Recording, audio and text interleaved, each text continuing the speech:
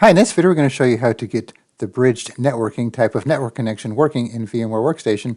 So let's say you want to use bridged networking to use the network from your host adapter, and you configure it on a virtual machine and it doesn't work. There's a pretty easy way to fix it. So let's say we're going to do a ping-t just to get something going there. So we're using NAT right now on this. So let's say we switched it to bridged. So this one's already fixed, so it's not going to not work, so to speak. You'd get a little failure there, and then eventually, this one's going to start working again because the bridge networking is configured correctly.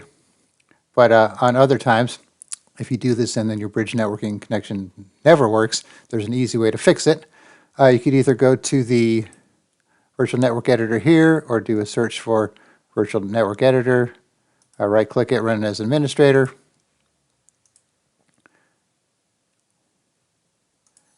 You don't have to run as administrator, because if you don't, then this will be grayed out and you'll have to click the button to make changes.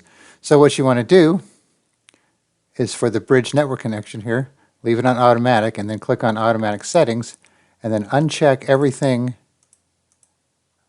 that is not using the network connection. So if this one here, I'm using this killer Wi-Fi adapter for my internet connection, so that's the one I want to use for my bridged connection. So just click OK, apply it.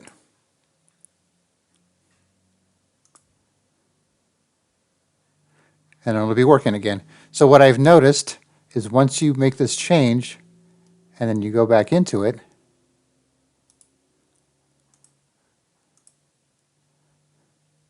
so you have to click on change settings if you don't run as admin.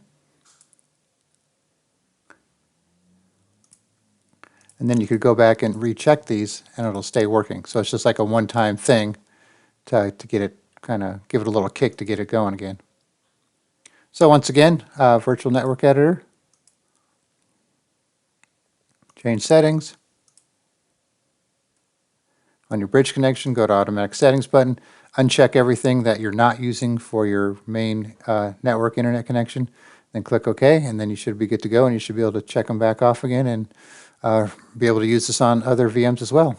All right, thanks for watching, and be sure to subscribe.